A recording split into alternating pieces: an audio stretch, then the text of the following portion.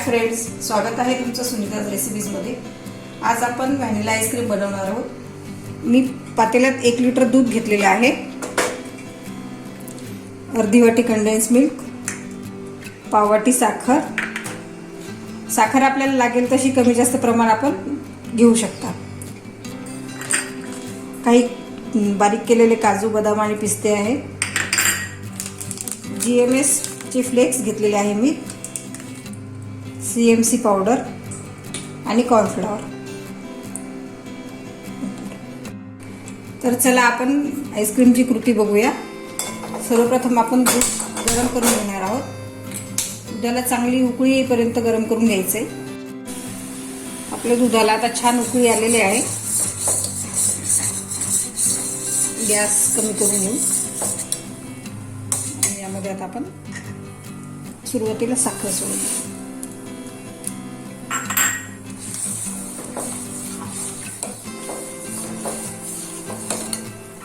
साखर टाकून पूर्णपणे साखर विरघळेपर्यंत मिक्स करून घ्यायचे आहे आधी।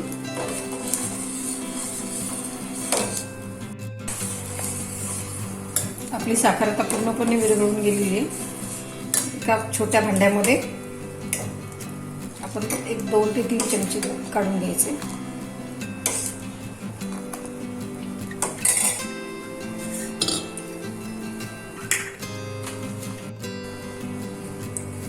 यामध्ये आपण आता हा मेजरमेंट कप मधला सर्वात छोटा कप आहे। यामध्ये आपण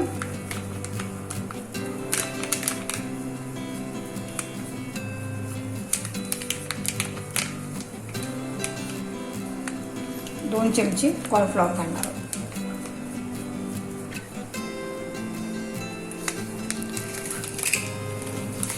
नंतर आपण GMS चे फ्लेक्स घालणार आहोत, 1 ते 1.25 चमचा, परत पाव चमचा।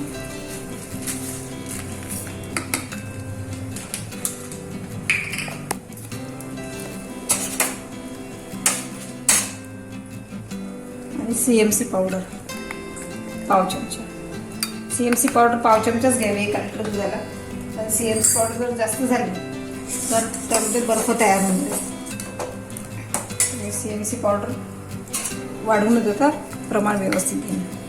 हे सर्व व्यवस्थित मिक्स करून घ्यायचे। आपले मिश्रण छान तयार झालेले। तर आपण दुधामध्ये आधी कंडेन्स मिल्क घालणार आहोत। कंडेन्स मिल्क पूर्णपणे ऑप्शनल आहे। याच्या जर तुम्हाला वापरायचं असेल तुम्ही वापरू शकता, किंवा याच्या जागेवर तुम्ही मिल्क पावडर सुद्धा वापरू शकता। अर्धी वाटी कंडेन्स मिल्कच्या ऐवजी तुम्ही 3 चमचे मिल्क पावडर वापरू शकता। व्यवस्थित मिक्स करून घेणे।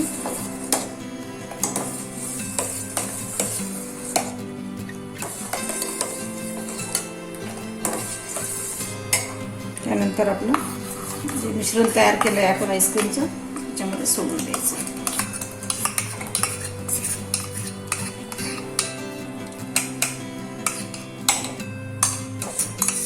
आपण आईस्क्रीमचा बेस तयार करताना साखरेचं प्रमाण कमीच ठेवलेलं आहे, कारण जेव्हा आपण आईस्क्रीम फेटून घेणार आहोत त्यामध्ये आपण पार्लेजी बिस्किटचा चुरा मिक्स करणार आहोत। व्यवस्थित चांगलं उकळून घ्यायचे, थोडं घट्ट होईपर्यंत।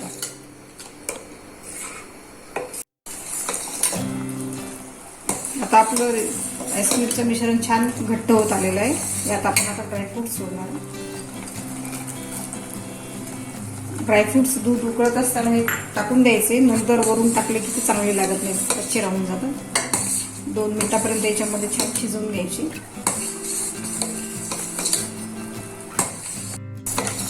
आपलं मिश्रण आता व्यवस्थित तयार झालेलं आहे। हे आपण आता थोड्या वेळासाठी थंड होण्यासाठी ठेवून देणार आहोत। आपला आईस्क्रीमचा बेस आता छान तयार झालेला आहे। आपलं मिश्रण व्यवस्थित थंड झालेलं आहे। आपण आता आईस्क्रीम पॉटमध्ये काढून फ्रीजरमध्ये 2 तासासाठी सेट व्हायला ठेवणार आहे।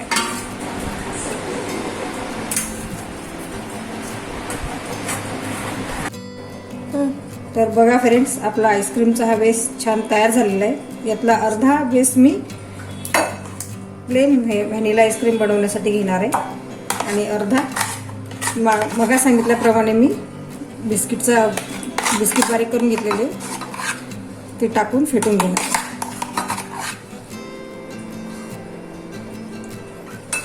एका बाउलमध्ये मी अर्धा बेस आणि दुसऱ्या बाउलमध्ये अर्धा बेस घेतला. एका बाउलमध्ये मी 1 वाटी व्हिप क्रीम आणि 2 चमचे मलाई घातलेली. ही मलाई घरच्या दुधावरचीच घ्यावी. आणि पाव चमचा इसेन्स.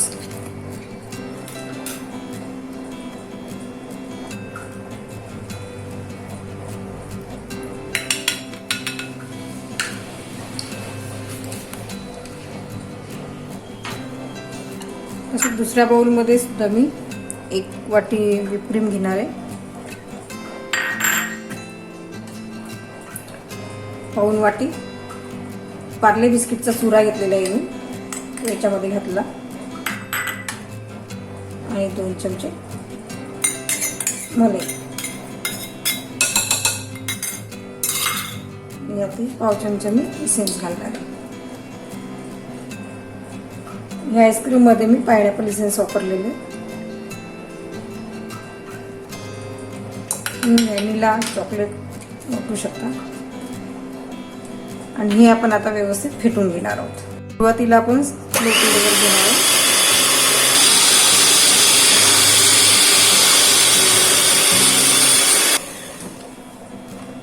तर बघा फ्रेंड्स, आपला एक बेस छान फेटून झालाय.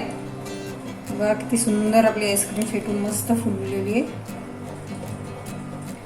चला तर आपण आता दुसरा बेस फेटून घेणार आहोत.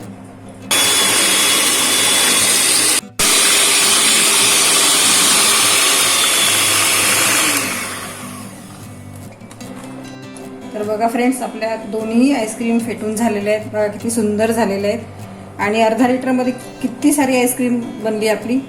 बघा, आपण आता ह्याला सेट होण्यासाठी फ्रीजरमध्ये ठेवणार आहे. पॉटमध्ये टाकूया आता. आणि 1 ते 1.5 तासासाठी आपण ह्याला सेट करून घेऊया.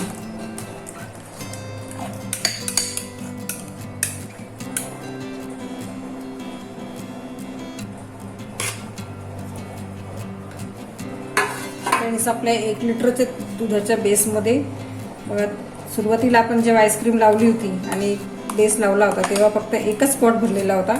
आणि जेव्हा आपण हे फेटून घेतली तेव्हा छान आपले 2 पॉट व्यवस्थित भरले गेलेले आहेत. झटपट आणि सोप्या पद्धतीची आईस्क्रीम आहे. तुम्ही नक्की करून बघा. किती मस्त फुलली आपली आईस्क्रीम. बघा फ्रेंड्स, आपली छान टेस्टी आईस्क्रीम तयार झालेली आहे. मी तुम्हाला छान काढून दाखवते.